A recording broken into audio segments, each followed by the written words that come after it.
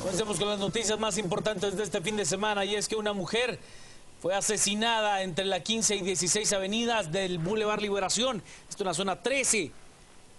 La paz que se vive los domingos en ese lugar fue interrumpida por un ataque armado. Una mujer fue abatida a balazos supuestamente por dos individuos que se conducían en un autobús de la ruta que va de la ciudad capital a Santa Rosa. Aparentemente esta mujer pretendía cobrar una extorsión.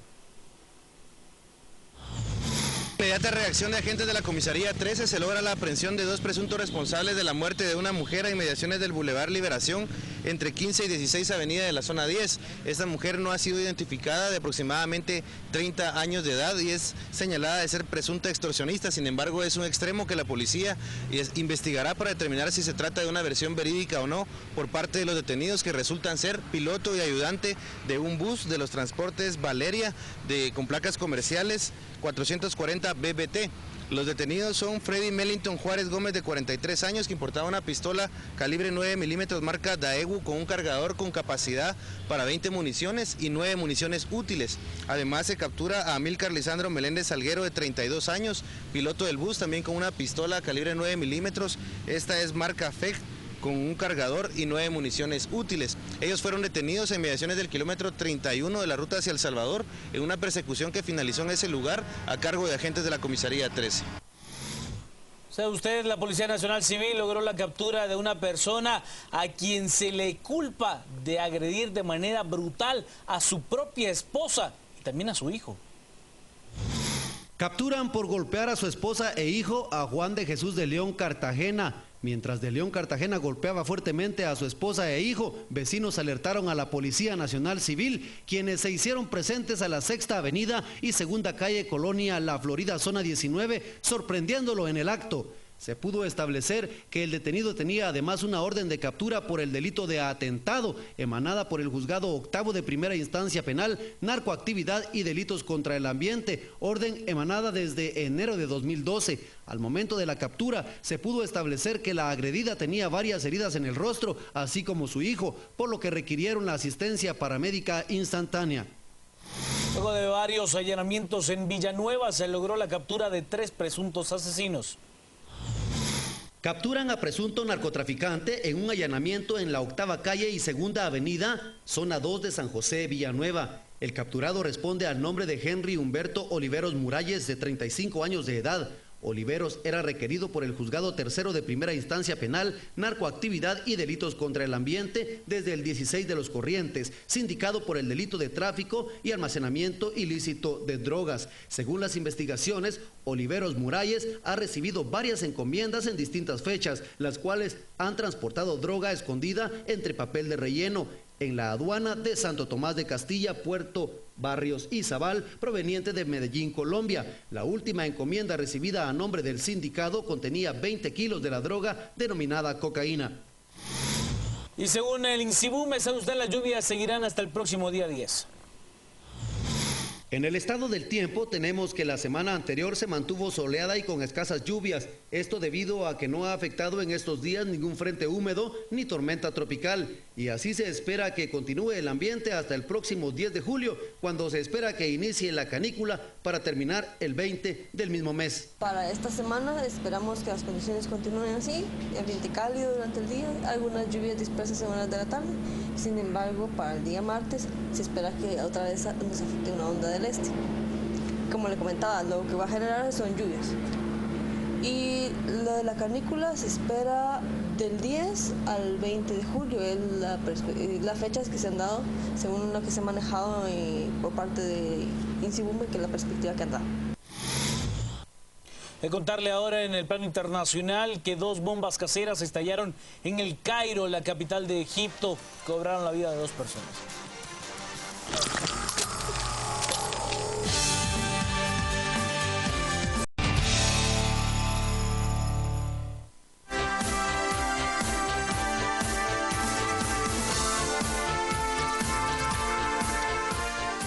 Vamos con las noticias. ¿Sabe usted? En Cocales, Uchitepeque, se dio la captura de 6 personas. Supuestamente integran una banda de secuestradores. Se les llama los falsos pastores. Capturan a 6 presuntos integrantes de una cruenta banda de secuestradores denominada Los Falsos Pastores. La captura se realizó en el kilómetro 113, barrio Rufino, aldea Cocales, Patulul, Suchitepeques, cuando estos pretendían secuestrar a un comerciante del lugar. Los capturados son René Mauricio Medina Barrientos, Juan José Leonel León, alias El Flaco, Reyes Orlando Flores Chacón, alias El Pelón, José Esteban Ramírez Pérez, José Arturo Orellana Bonilla y el presunto cabecilla Marcos Baudilio Godoy Trujillo, alias El Pastor o El Ingeniero. A este último se le incautó una pistola 9 milímetros con 3 cargadores y 63 cartuchos útiles, además de 2 vehículos, los cuales están siendo investigados. A los detenidos se les indica de al menos 5 secuestros solo durante este año y uno en septiembre pasado, donde mutilaron el meñique de su víctima. También están sindicados de sicariato y de cometer atentados en contra de funcionarios públicos. Según información proporcionada por testigos, estos malhechores se hacían pasar por pastores evangélicos, ganándose la confianza de las personas para así averiguar pormenores que les servirían para cometer los secuestros y asesinatos de los que se les indica. Ve ahora la pasión que se vivió en la Copa del Mundo.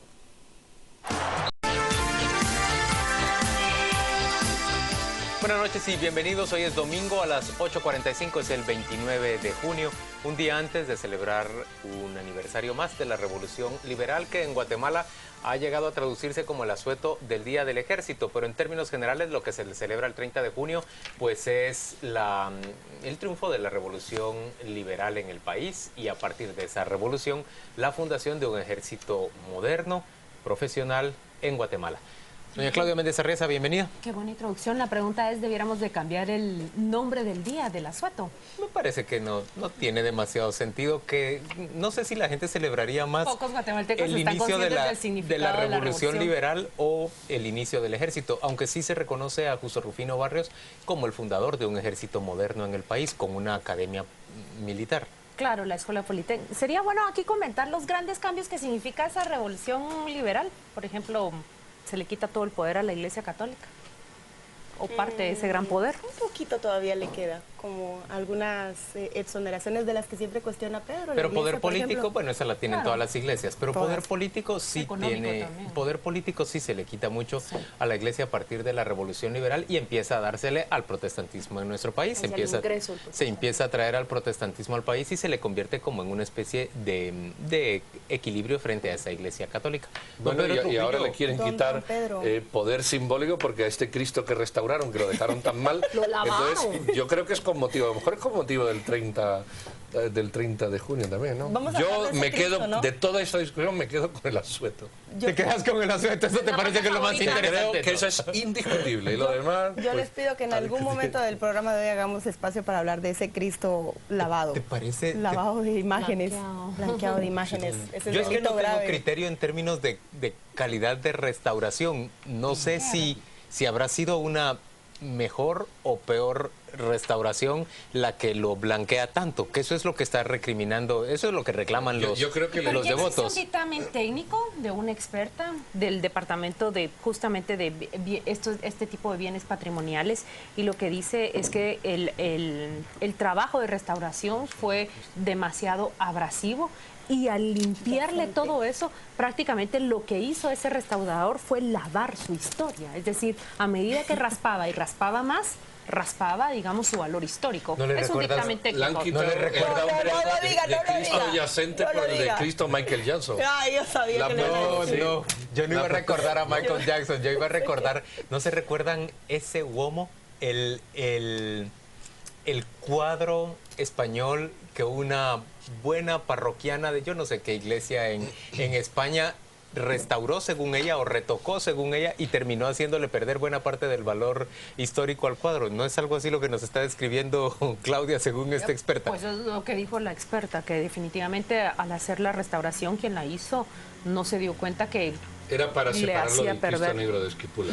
Entonces a esto lo vamos a poner más blanquito. Qué impresionante la cercanía o la identificación del devoto con la imagen, más allá de que la imagen simple y sencillamente es un símbolo, ¿verdad? Bueno, ya que estamos hablando de una vez del tema, y qué cercano el cuestionamiento a el cumplimiento de la Ley de Patrimonio Nacional con lo que pasó la semana anterior en el Teatro Nacional, también por infringir varias normativas de la ley.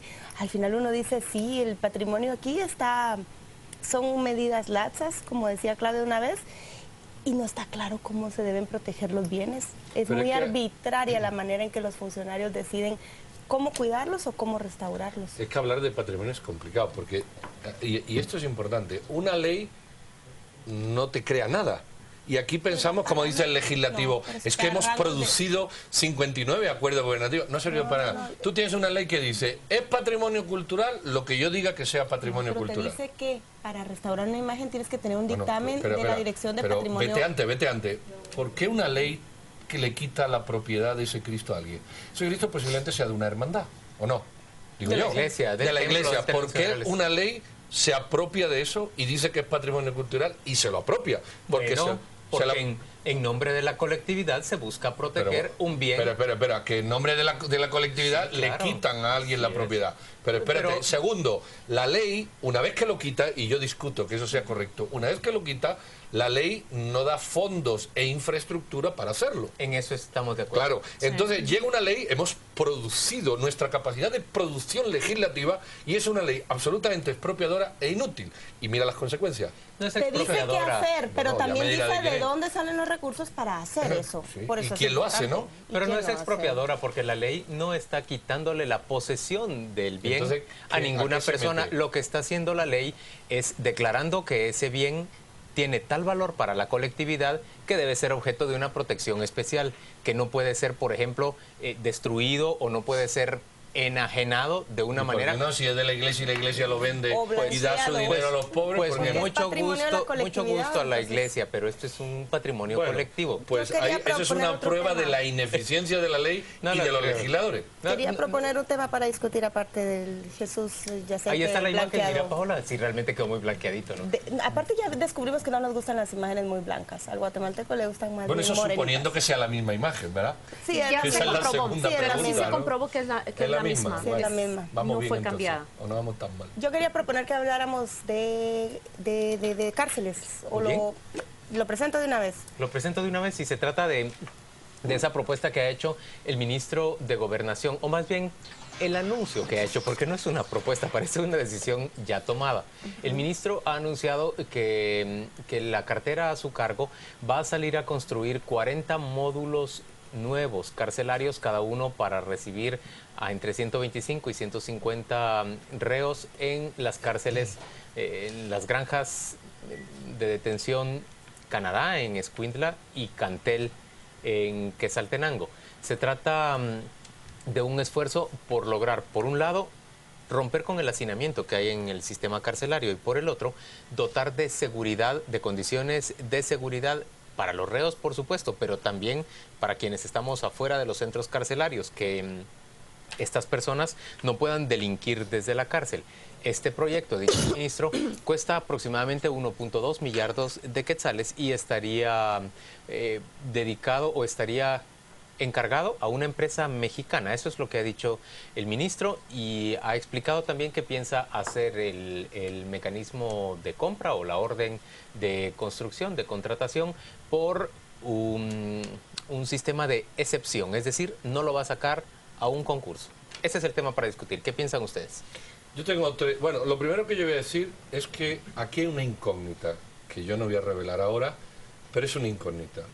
Y voy a decir por qué baso mi razonamiento en esta incógnita. Punto número 1. No es de recibo para un ciudadano reflexivo que a final del tercer año de un mandato de un gobierno, el gobierno venga a decirnos que en las cárceles hay hacinamiento y que hay que reconstruir las cárceles. No es de recibo, perdón, pero no es de recibo.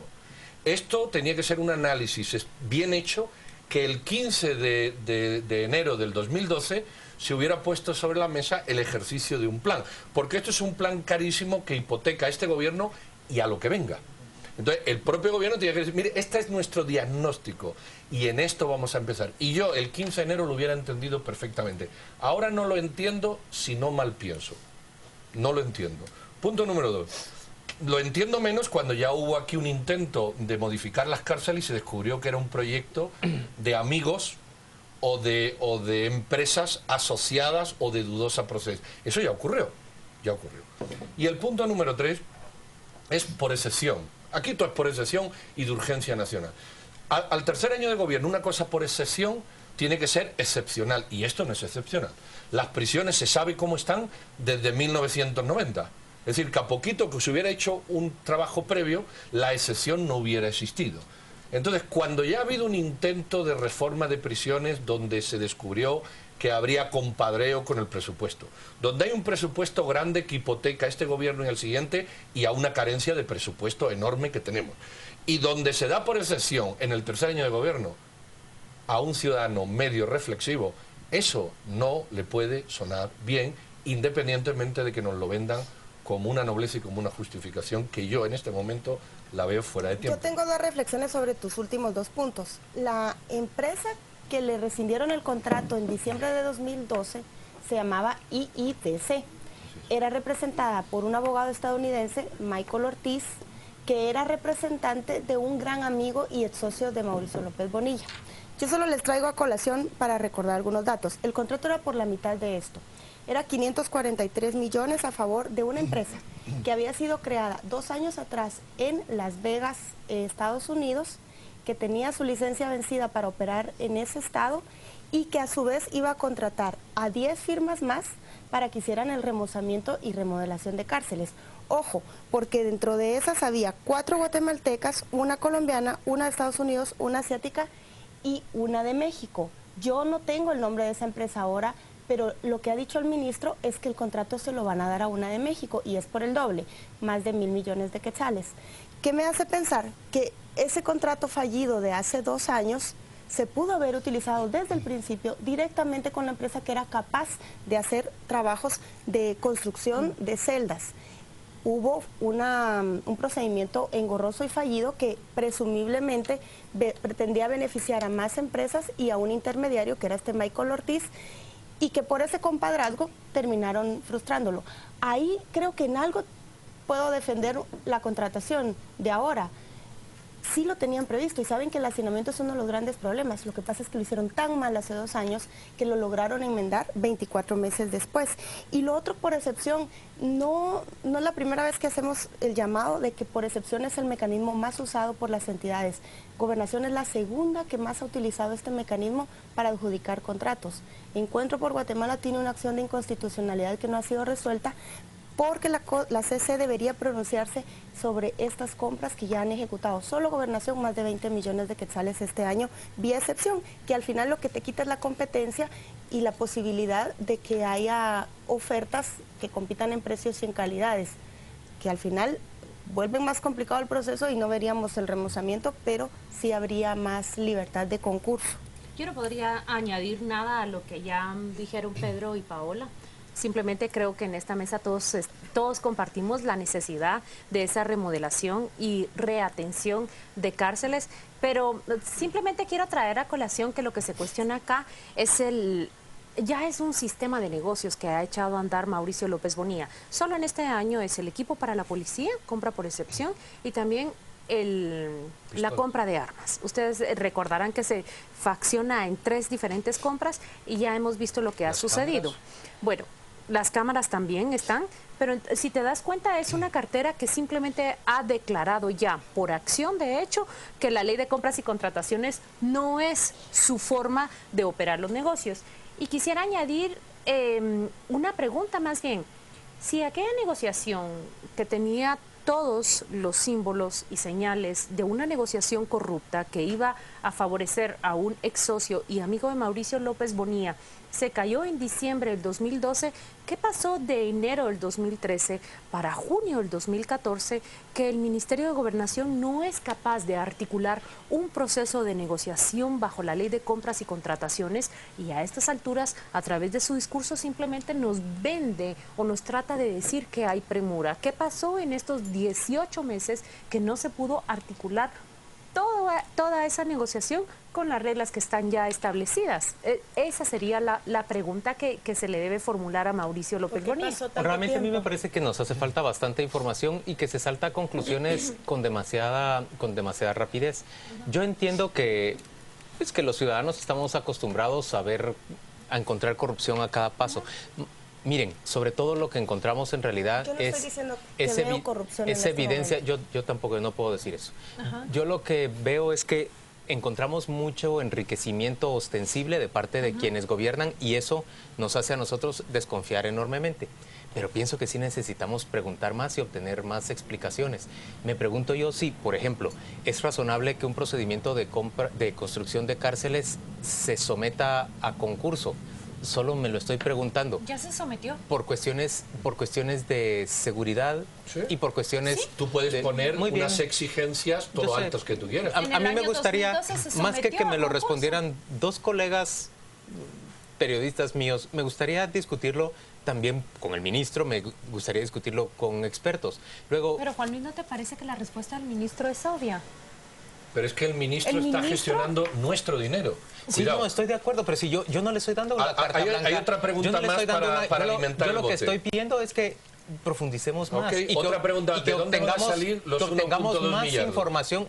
Bueno, eso tendrá que contratarse con presupuesto interanual. Si no hay presupuesto. ¿Cómo no? Sí, está contemplado dentro del presupuesto. Está pidiendo un impuesto extraordinario para la seguridad. Pero es esa parte, Pedro. Yo sé, es que eso es el punto, es que esos son 1.000 más. Gobernación siempre le ha hecho transferencias a otros ministerios como la Secretaría de Comunicación Social porque no se consigue. Yo quisiera obtener más información sobre este tema, pero yo sí digo con todas las letras una cosa. A mí me parece vital para el sistema de justicia, para el sistema de seguridad ciudadana, que se logre establecer en Guatemala un modelo penitenciario, un sistema penitenciario, primero, que mantenga a los reos en unas condiciones que sean apropiadas, adecuadas y decorosas, y por el otro lado, que nos garantice a los ciudadanos que esas personas se encuentran verdaderamente constreñidas en sus libertades, que no pueden llamar por teléfono. Cada vez que las autoridades proponen hacer algo, miren, y no solo en ese orden, en diferentes órdenes, es que lo rechazamos todo y lo condenamos. Es que este gobierno que entró con la seguridad debería haber hecho esto en enero. Ese es mi punto. Y como no lo hizo en enero, ya no se debe hacer. Sí. Hay una incógnita, está absolutamente desfasado. No sirve el argumento. No, pero lo van a terminar. Pero te voy a decir algo. Yo quisiera replicarte a ti porque de alguna manera yo no considero que estoy saltando a conclusiones cuando digo...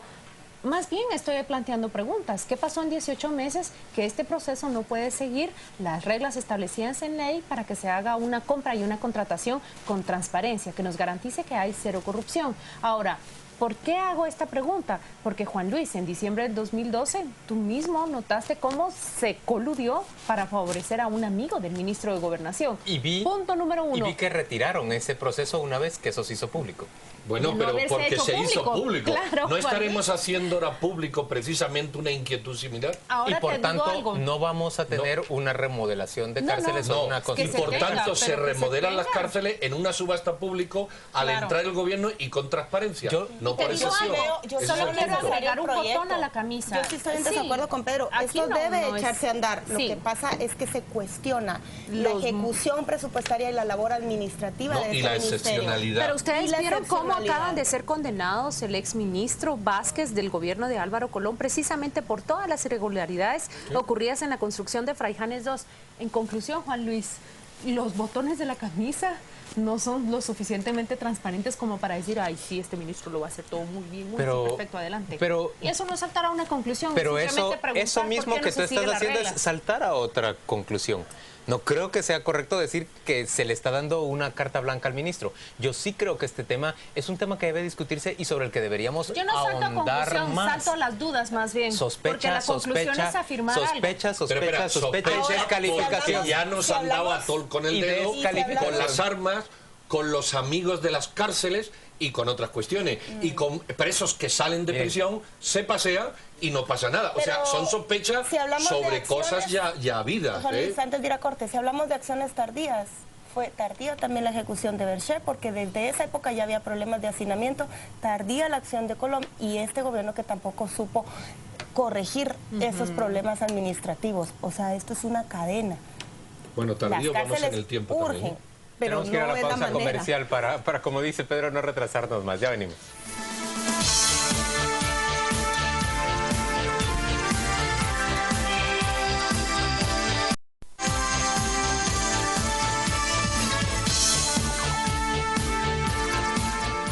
Estamos de vuelta a las 8:45 y queremos discutir ahora ese tema que ha tenido a muchísimas personas en debate a lo largo de los últimos días. Aunque yo voy a decir que me parece bastante mayoritario el bando de quienes creen que no debe permitírsele a la Superintendencia de Administración Tributaria salir a abrir un concurso para llamar a una empresa que le dé asesoría. Esto lo estoy repitiendo todo, estoy parafraseando lo que dice la SAT y lo que dicen los directores, los integrantes del directorio de la SAT, pero en términos generales la opinión pública y sobre todo los opositores, debo decir en este caso básicamente los opositores de la Unidad Nacional de la Esperanza, han presentado este asunto como un negocio que ya está prefabricado con la empresa Collector de Córdoba, sí, así es, precocido. Con la empresa Collector de Córdoba en Argentina, hay evidencia y han puesto en evidencia a los diputados de la UNE que hubo una serie de viajes, empezando por el ex superintendente Miguel Gutiérrez, que viajó a Córdoba, y luego algunos de los funcionarios de esa empresa vinieron a Guatemala también. Se trata entonces de un concurso o de una propuesta que abre ya con una gran sospecha. El directorio rápidamente ha preferido dar marcha atrás y ha retirado la autorización para que se pudiera convocar a ese concurso, y el presidente ha montado en cólera, o por lo menos se le ha visto irritado, se le ha visto molesto, y ha dicho que incluso piensa en la posibilidad de destituir o de sustituir a algunos de los integrantes de ese directorio. Lo cual es una torpeza. Rápidamente se le ha recordado que eso es ilegal. Así es. Y no debe tener injerencia el presidente. Rápidamente se le ha recordado que eso es ilegal, que él no puede hacerlo, que hay un procedimiento para seguir y que se va a sustituir a 2 personas en octubre próximo. ¿Cómo quieren ustedes discutir este tema? ¿Quieren discutirlo a partir de la irritación del presidente porque se revoca la posibilidad de convocar a ese concurso, o quieren discutirlo a partir del papel de la Unidad Nacional de la Esperanza, que a mí me parece que en este caso realmente le ha puesto las banderillas al gobierno y ha planteado pues un caso de fiscalización que le ha resultado redituable a ellos? Solo quisiera agregar algo que hizo la Unidad Nacional de la Esperanza durante la semana. Me parece que fue a partir del jueves o el viernes que la Corte de Constitucionalidad recibe ya esa solicitud para que se revise el incumplimiento de ese artículo 27, literal G, de la Superintendencia de Administración Tributaria, en la cual se establece como causal para remoción del superintendente Carlos Muñoz que no recaude la meta propuesta. Es decir, desde el año pasado él no logra las metas, él debió ser destituido. Una moción más o una acción más de la UNE en todo en toda esta conversación, debate. Yo no creo que la molestia del presidente manifiesta en los medios debería ser un tema de discusión. Me parece que eso nada más es la fachada, lo que estamos viendo por fuera. Lo por dentro, aquí vemos varios actores, unos muy visibles y otros que no han querido dar la cara. Por ejemplo, el superintendente de Administración Tributaria, Carlos Muñoz, yo no lo he escuchado decir ni pío en esta semana. Los del directorio, al menos Rodrigo Montúfar, ha venido aquí a las 8:45 a decir cuál es su postura y por qué ellos decidieron rescindir ese contrato. Pero tú y yo sabemos que Rodrigo Montúfar se retiró a la hora de votar. Sí. Es decir, no estuvo presente, igual que no estuvo presente en la votación para... las comisiones de postulación. Para definir si entraba o no entraba... Pongámoslo en el término de que habla, pero no actúa. El superintendente, ninguna de las dos cosas, y el presidente queriendo dar órdenes en una entidad que se suponía era autónoma y debería seguir sus propios procedimientos. ¿Por qué no hablamos mejor de por qué la SAT está así? ¿Por qué la recaudación es tan deficiente? ¿Y por qué tiene en este momento que salir a buscar un SOS extranjero que le venga a levantar la recaudación? Porque tiene un déficit del 21% de su meta para lo que ha transcurrido del año. Yo creo que algo de ello conversamos acá la semana pasada cuando hablábamos sobre las necesidades en las que se ve este gobierno, el anterior gobierno y el futuro gobierno. Simplemente somos incapaces de llegar a la meta que nos imponemos como recaudación, número 1. Pero aún con esa meta, 51 millardos para el año pasado, para el presente año, y 49 para el anterior, con esa meta los fondos no son suficientes para alcanzar las metas o las propuestas de desarrollo que trae cualquier gobierno. yo, como dije, aquí lo que se tiene que discutir no es una empresa que venga y apriete las tuercas para una recaudación, sino simplemente la reconfiguración de un modelo de recaudación. Eso está más que claro. Mira, esto viene, son tres elementos concurrentes que lo vemos separado. O por lo menos hay uno que ni siquiera lo hemos tocado.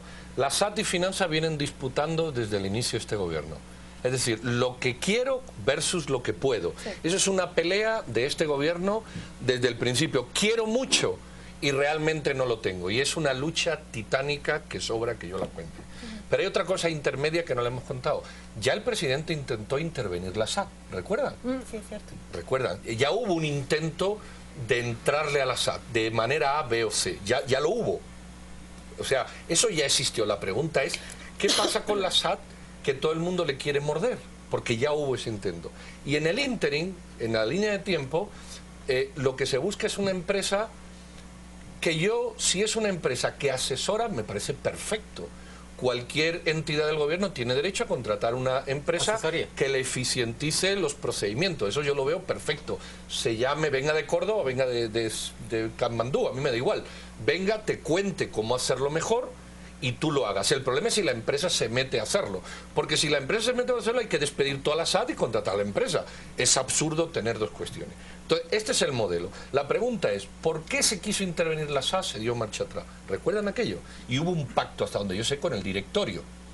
No intervenimos la SAT y respetamos su parcela, intervinieron aduanas, ¿recuerdan? Que no ha servido para nada. Punto número 2. De la intervención de aduana, de puerto y aeropuerto, y perdón porque vuelvo a insistir, otro fin de semana más, no sabemos los resultados. ¿Qué está pasando? ¿Por qué no se llega a la recaudación?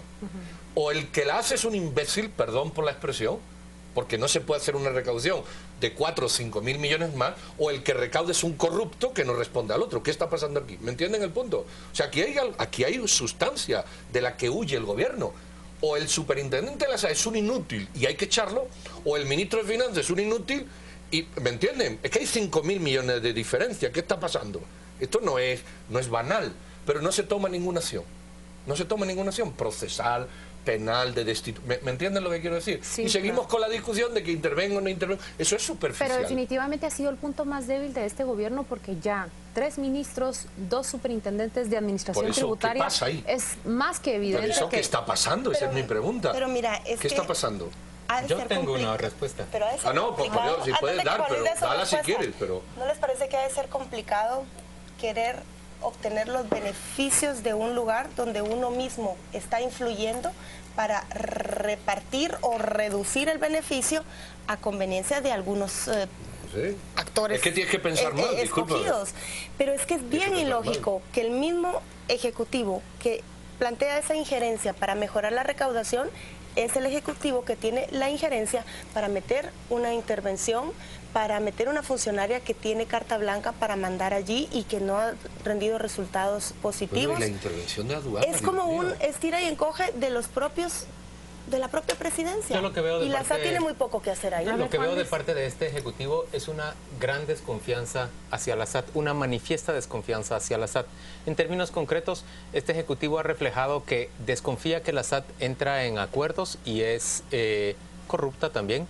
Entra en acuerdos con sectores empresariales y con sectores... Pero no hay denuncia. Con sectores... Sí, es cierto. Pero todo eso es cierto. Lo ha dicho, todo eso es cierto. Lo ha dicho. Bueno, pero también sabemos... Lo ha expresado verbalmente. Déjenme decir, pues, pero también entendemos que en este país hay un régimen legal que justamente hace todo lo posible por impedir que se persiga la evasión. Que le pongan nombre y apellido. Así es. Entonces yo lo que veo es que de parte del gobierno hay una desconfianza manifiesta hacia la SAT y hay una intención de echarle mano a la SAT para tratar de que les rinda más plata. Lo veo como un fracaso enorme de este gobierno, si debo compararlo, por ejemplo, con el gobierno anterior, que tiene muchas razones para ser criticado, pero que en materia de recaudación fiscal rebasaba constantemente sus metas, la SAT anterior, y fue escasamente tocada la SAT por el gobierno de Álvaro Colón. Este gobierno, en cambio, nombra de inmediato a un superintendente y modifica, nombra sin que hubiera causa para remover a Rudy Villeda, nombra un nuevo superintendente que fue Miguel Gutiérrez, destituyen a una gran cantidad de personas y a partir de ahí se viene una serie de tropiezos y de dificultades en las que primero se da una contradicción entre el Ministerio de Finanzas y la SAT. Y ahora termina habiendo, ya dijo Pedro, hubo una intención de tomar la SAT completamente, de intervenirla. Ahora lo que se ve es que hay una absoluta falta de fe y entonces prefieren salir a resolverlo con una asesoría extranjera. Yo vuelvo al punto, creo que es correcto que una entidad del Estado solicite una asesoría. Pero es realmente una asesoría lo que habría de dar Collector si iba a cobrar 80 millones de quetzales y aparte comisiones. Si iba a cobrar 64 millones. comisiones gigantescas. No, eso no se llama asesoría. Eso no es asesoría. Bueno, iba a delegar la SAT funciones. ¿Iba a delegar funciones la SAT? No, pero hay una cosa más que posiblemente la ciudadanía perciba. Todos los años la recaudación ha ido creciendo, ¿eh? O sea, aquí no ha habido menor recaudación. Cuidado. Pero míralo en términos relativos. Sí, pero pero espera, te lo digo. Pero no crece coherentemente con, por ejemplo, el IVA por exportaciones. No crece pero de la manera en que crecen las exportaciones. Te lo voy a decir yo porque, por lo que tú has dicho, el gobierno de la UNE y los demás gobiernos lo que presupuestaban era una recaudación menor que la que se conseguía. Este también lo puede haber hecho. O sea, sus metas son más bajas, sus metas eran más bajas. Aquí es muy fácil. Si Miguel Gutiérrez llega y dice, vamos a conseguir 46.000 millones y el presupuesto son 45.999, aquí no estaríamos discutiendo nada. Aquí lo que es una avidez mayor que la curva ascendente por recaudar y por gastar, que no se corresponde con la realidad. Y si se corresponde con la realidad, hay una duda que yo sigo teniendo y la tiro otra vez. ¿Por qué no sé yo no lo sé, yo no sé si ustedes lo saben, yo no sé cuál es el volumen de importaciones y exportaciones de Puerto Quesada, para yo saber cuando el director de Puerto Quesada, ¿cómo se llama? El interventor de Puerto Quesada entrega al presidente 1.030 millones de beneficios. Mi pregunta es, ¿30 millones de beneficios sobre qué movimiento? ¿Ustedes lo saben? ¿Saben esa cantidad? No. Aunque supongo que esos datos son bueno, públicos. yo no sé, pero la pregunta es, ¿qué perdemos? ¿Qué ganamos? ¿Cuánto se hace? Es que no se sabe y está intervenido. Claro, yo sé que nosotros debemos ir a la pausa, pero sería interesante acá en ver qué piensan ustedes. ¿Creen que la CC va a emitir un dictamen en el cual diga, pues sí, superintendente que no recauda lo propuesto debe ir fuera? ¿Qué creen que va a suceder? Bueno, es que no pone la ley, es una tontería, pero la ley orgánica de la SAT no tiene que entrar la CC. Pero hemos visto que la Corte de Constitucionalidad lo que le está diciendo a la CC es obliga al presidente a que cumpla la ley. Uno con la CC nunca puede saber qué va a resolver, pero déjenme plantear de otra manera la pregunta y vámonos con su respuesta al corte. ¿Ustedes creen que va a lograr el presidente contratar a una empresa asesora para la SAT? No lo creo. ¿Tú crees que no? Yo no lo creo. ¿Tú? Creo que no. ¿Pedro? Hombre, yo creo que va a lograr contratar una empresa asesora. Sí. Lo que no va a tener esa empresa es el espacio en blanco que intuimos o que pretendían que tuviera. Ahora, que contrate una empresa seria tampoco hay que regarse la Bueno, pero ya de entrada la pregunta de Juan Luis 40, me asusta. Que el presidente contrate una firma para la SAT. Es que eso es lo que está ocurriendo en términos reales. No tiene ni eficiencia ni tiene autoridad. Claro. Mejor disuelvan eso, mientras nos sale caro. ¿Cómo responderá la CC a la petición de la UNE? Como te digo, es que la CC es insondable. Pues unos días dicen una cosa, otros días dicen otra. Lo que es absurdo es que diga una ley que un señor que no llega a la meta de recaudación se tiene que ir. Vamos, es que yo soy superintendente y pongo una meta $10.000 más baja. Es que, ¿me entienden el punto? Uno tiene que hacer bien su trabajo, pero una meta, y si no consigue la meta, se va. El superintendente piensa que no debería haber metas obligatorias. Pero, por supuesto. Vamos a la pausa comercial, volvemos dentro de muy poco.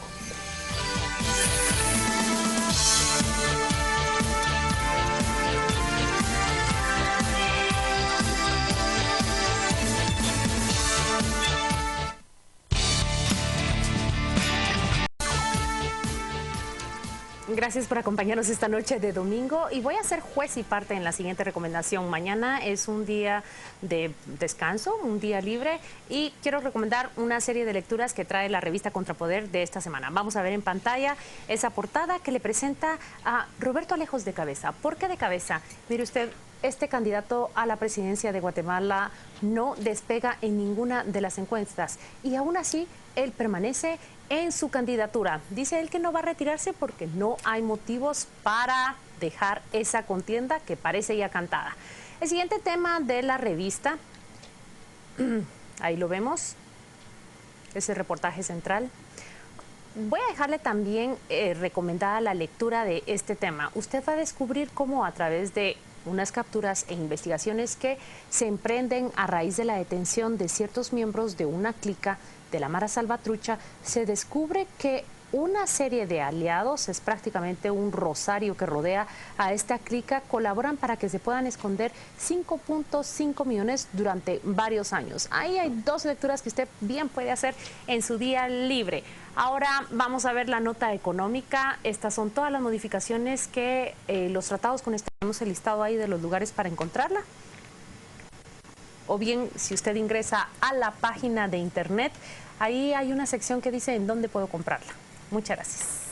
¿Quién de mis compañeros quiere seguir con la palabra? Pedro nos va a anunciar pues entonces vamos a empezar con unas preguntas posteriores, pero antes un tema que se viene. El próximo 3 de julio es el plazo en el que termina pues el tiempo que dio el Tribunal Supremo Electoral para que todos los partidos políticos retiraran su propaganda anticipada y únicamente hicieran proselitismo que no propaganda. El martes tuvimos una entrevista aquí con un diputado de la UNE y otro del partido Todos, en el que estuvimos comentando lo que había, los escenarios posibles, si ello iba a ocurrir, si no, las sanciones que puede poner el tribunal, porque lo curioso de esto, a mi punto de vista, es que el Tribunal Supremo Electoral, además de dar un plazo, amenaza con suspender el partido. El partido que no retire la publicidad que tenía o continúe con ella, lo amenaza. ¿Y a ti te parece drástica esa...? No es que me parezca drástica, es que es la más alta sanción que puede poner, porque las otras son económicas y ya las han puesto. Claro. Creo que es una sanción que nunca se ha puesto y entonces por eso me llama la atención, porque es la más extrema y la que nunca ha ocurrido. Líder salió rápidamente a retirar toda su publicidad. Esa campaña que ellos tenían desplegada en grandes vallas, salió a retirarla. No así, por ejemplo, voy a mencionar un caso, creo, que mantiene una campaña sobre todo de MUPIs, la he visto yo, que habla de Creo en Guatemala y muestra imágenes de grupos de personas, grupos de familias, hablando en positivo respecto al país, por supuesto, colocando el nombre de su organización y una especie de hashtag sobre Creo en Guatemala. ¿Ustedes creen que esa publicidad también debería irse? Que yo te agregue un caso más y yo creo que ese es mucho más fino. Hay alrededor de 3 medios de comunicación que han surgido. La revista Es Primicia, el periódico Tribuna y la agencia de noticias, ¿cómo se llama el noticiero por cable de NTV. Manuel Valdizón? NTV. La pregunta es, ¿no es esa propaganda también? Lo que pasa es que esto somete a nuestros legisladores y a los ejecutores de esa ley a una cuestión superior, porque ahí debe funcionar más allá que la letra muerta o la letra literal, la lógica, Juan Luis. A ver, pero en sentido estricto, digamos, un medio de comunicación como Noticias se llama NTV, ajá.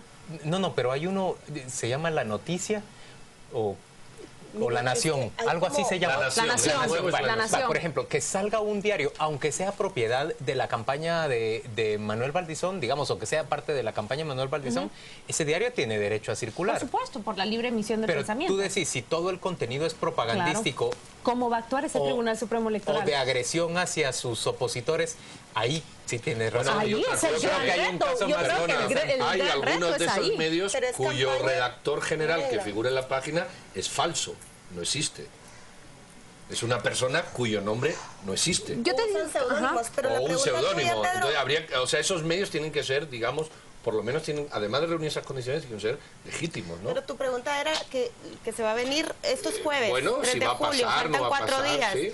Y yo creo que lo que se viene es una discusión semántica de qué es campaña anticipada y qué va a ser considerado proselitismo. Como la que yo estaba planteando. El tribunal lo dice, claro. Van a querer entrar a discutir porque ganan tiempo, pero es que no hay mucha discusión. Recursos de volver, el tribunal puede tomar la decisión. O de instalar nuevamente. En el acuerdo el tribunal dice, apelar, y puede hacer proselitismo, que el artículo 63, creo que el numeral B dice claro, Pedro, todas las decisiones del TSE son apelables. Pero fíjate tú, un partido político que en un momento determinado, por X o Y razón, es suspendido. Sí, Paola, porque ese sabes es el punto. Tú puedes recurrir al Supremo, tú puedes recurrir a la Corte, pero mientras está suspendido, ¿Me entiendes el punto? O sea, yo puede generar pero cosas... la suspensión, hasta donde yo entiendo, se puede hacer efectiva hasta que ya agotaste las instancias. Claro, y yo creo que fíjate, Paola, que yo creo que esa va a ser la condición de las presentes elecciones. ¿Recuerdan ustedes cómo en el 2011 empezó una batalla política en todas las cortes? Candidatura de Harold Caballeros, la candidatura de Sandra Torres, los problemas que tenía en su momento Roberto González Díaz Durán. Ahora... Por eso los políticos están nerviosos y dicen lo que pasa es que estas son las elecciones donde se judicializan también las elecciones. Entonces yo creo que estamos apenas acercándonos a ese escenario que ellos están a advertir desde diferentes foros. Les voy a compartir dos números interesantes. Cerca de 370 vallas ha retirado la UNE y cerca de 350 ha retirado todos. Son bueno, todo aquí reconoció vallas. Solo 100 y pico, aunque a Orlando Blanco le dio una risa sarcástica porque por vista era quien más después vallas dijo tenía. 350. En suma, son casi 700, 800 vallas en dos partidos. Imagínate Ahora, tú eso. qué duro gastar ese platal y no notar que se sube lo suficiente. Yo pensé que dichoso el dueño del circuito de vallas. En las encuestas, no, bueno, sí. Los dueños, porque hay varios circuitos. Son varios, y la verdad es que es una buena. ¿Y cómo se ha trasladado la invertida. Publicidad electoral, sobre todo hacia vallas y exteriores? Bueno, yo estoy pensando en, pues a partir de septiembre, comprar todas las piedras que hay al lado de la carretera, que también las pintan. Es así. Y poner ahí el negocio sobre Pedruscos. Mira, de hecho tengo entendido que el Tribunal Supremo, solo algo, el Tribunal Supremo Electoral ha recibido ya de parte de los partidos el siguiente comentario: es muy difícil que vayamos a borrar las piedras y creo que esas se van a quedar pintadas de por vida. Vamos rápidamente a presentarles las preguntas sin respuesta. ¿Quién las quiere presentar? Pues yo puedo presentar algunas.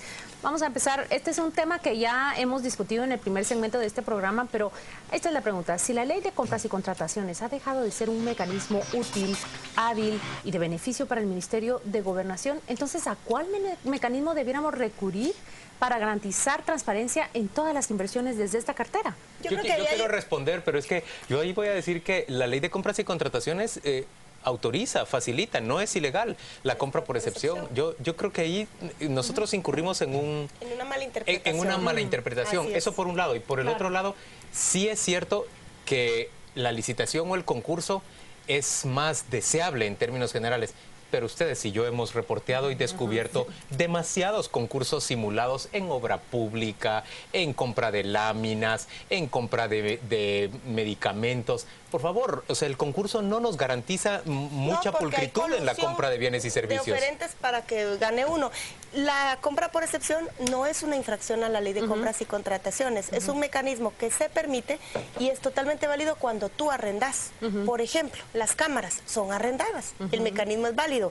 A mí lo que me parece es que urge una reforma a la ley de compras y contrataciones en el Congreso de la República. Eso pidió el CACIF, a mí me parece razonable. Cuando utilicen los mecanismos se evite la colusión o se evite que se den. Lo que no es razonable es que un ministerio todo lo compre de urgencia nacional o de excepción. La excepción, lo dice la palabra, excepción.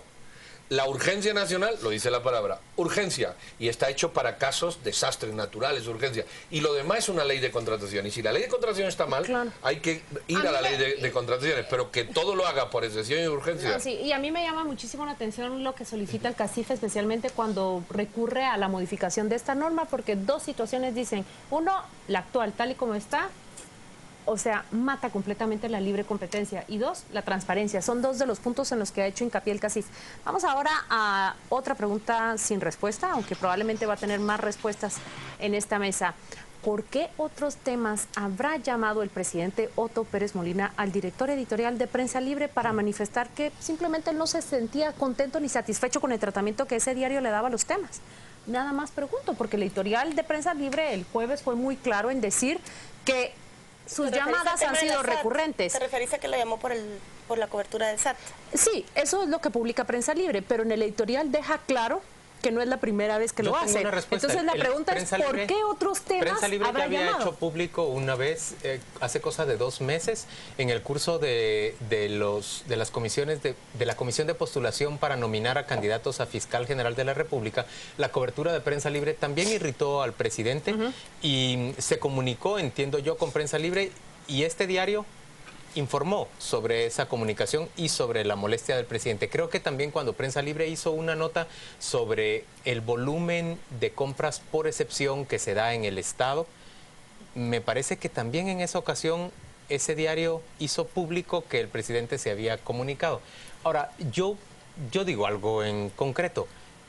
¿Por qué razón el diario necesita salir a emitir un editorial y no puede simplemente decírselo cuando lo llama el presidente, decirle, mire, no considero que sea correcto que usted me llame para esto y me parece insultante que sugiera que mi equipo está coludido o comprado por algún sector para hacer este tipo de cobertura?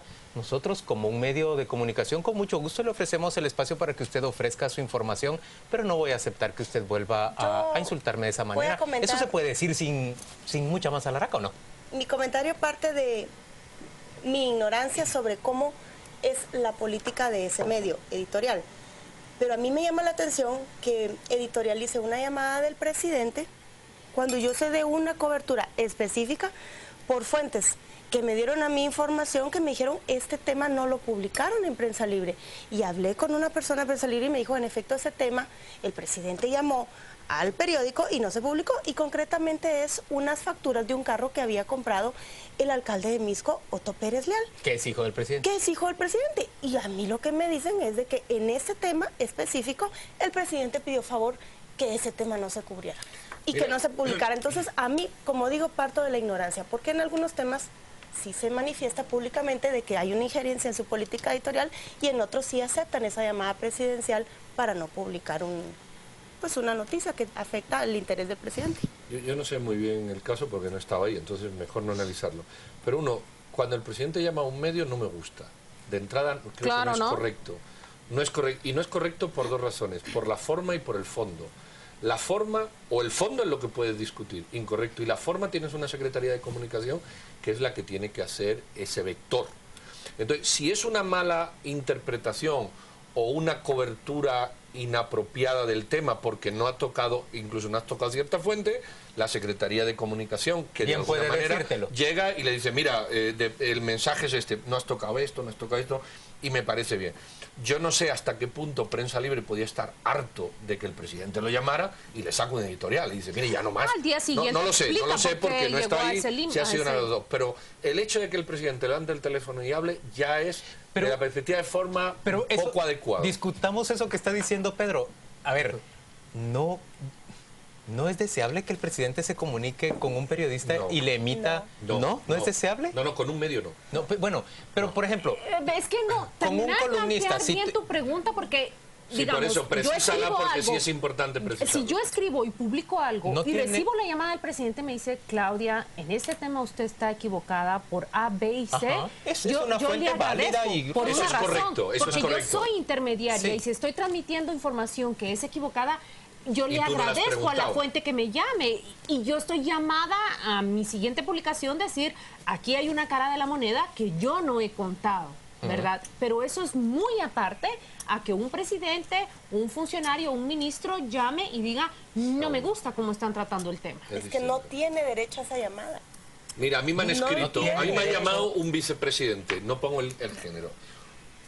Me ha escrito otro vicepresidente y me llamó una primera dama, me escribió personalmente. Porque yo escribí una cosa, evidentemente yo cuando escribo mi columna no le pregunto a él, normalmente como todo. Entonces ahí yo lo acepto, por eso no digo el nombre. Si a mí, la señora Valdetti, por poner un ejemplo, ¿no? Me llama porque yo escribo una columna y me dice, oye, es que tú a mí ni siquiera me has dicho...